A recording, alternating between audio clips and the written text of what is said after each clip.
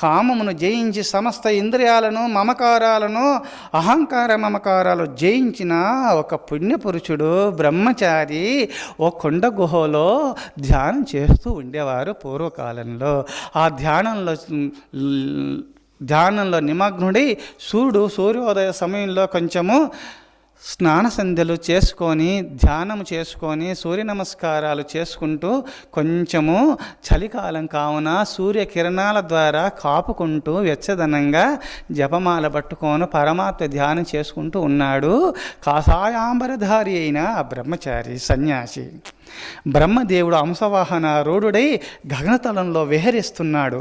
ఆహా, ఈ సృష్టిని సృష్టించిన నా శక్తి ఎంత గొప్పది, నా తపశక్తి ఎంత గొప్పది, ఆహా వర్ణించటానికి వీలు లేదని ఈ ముల్లోకాలను సృష్టించిన తండ్రి నేనే అని ఆనంద పారవేశ్యంలో నా ఆయుష్ ప్రమాణం గొప్పది.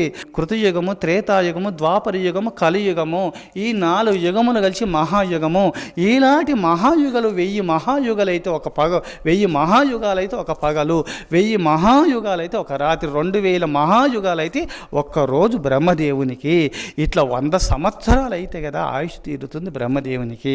ఆ ఆయుష్ను లెక్క పెట్టుకుంటూ నాకు ఎంత ఆయుష్, నాకు ఎంత గొప్పవాణ్ణి అంటూ చిరునవ్వులు చిందిస్తూ అంశవాహనారూఢై గగన విహారం చేస్తుంటే ఆ గుహ దగ్గర సంధ్యోపాసన అనగా సూర్య నమస్కారాలు చేసుకొని ఏదో కొంచెం పక్కల మూట ఉంది ఆ బ్రహ్మచారికి. దండ కమండలాలు చేతబూని అక్కడ ఉన్నారు. కమండలం ఉండేది, దండం ఉన్నది, యోగదండం ఇలా పెట్టుకున్నాడు. జపమాల పట్టుకొని జపం చేస్తూ ఉంటే బ్రహ్మదేవుడు చూసినాడు. అవును, ఈ బ్రహ్మచారి సర్వసంగ ప్రత్యేక అన్ని దండ కమండలాలు సాధువేషణ ధారి అయి బాగున్నాడు. అయినా పక్కల కొంచెం మూట ఉంది. ఏమి అది? ఏం మూట? ఎందుకు ఆ భ్రమ అని ఎందుకో నవ్వుతూ చిన్నగా అంశవాహనారూఢైన బ్రహ్మదేవుడు భూతలానికి వచ్చేసినాడు. ఆ బ్రహ్మచారి దగ్గరికి వచ్చినాడు. స్వామి, నువ్వు అన్నీ కరెక్టే, నువ్వు ఒప్పుకుంటా, నువ్వు సన్యాసి లక్షణాలు బాగున్నాయి, ఎందుకో పక్కల మూట పెట్టుకున్నావు, కారణమేమి అని అడిగినాడు. అంటే బ్రహ్మదేవ, నా యోగ శక్తి వల్ల నేను ఆయుష్ని జయించిన అనగా మృత్యువుని జయించినాను. జయించినాను, ఆయుష్ పెంచుకున్నాను నేను యోగశక్తి వల్ల. నా ఆయుష్ ప్రమాణంలో నేను అప్పుడప్పుడు మృత్యుని జయించిన మృత్యుంజయుని అయినాను ఆ పరమేశ్వరుని అనుగ్రహం వల్ల. నా ముందు ఒక బ్రహ్మదేవుడు వచ్చి నా 2000 మహాయుగాలు వస్తే అయితే ఒక బ్రహ్మదేవునికి ఒక రోజు కదా, అట్లా బ్రహ్మదేవునికి 100 సంవత్సరాలు అయితే ఒక దేవుడు వచ్చిపోతుంటే నా తలపైన ఒక వెంట్ర పెరికి మూట కట్టుకుంటూ పెట్టినాను. అప్పుడప్పుడు ఎంతమంది నా ఆయుష్లో, నా ఆయుర్దాయంలో ఎంతమంది బ్రహ్మదేవులు వచ్చిపోయినారని లెక్క పెట్టుకుంటాను బ్రహ్మదేవ.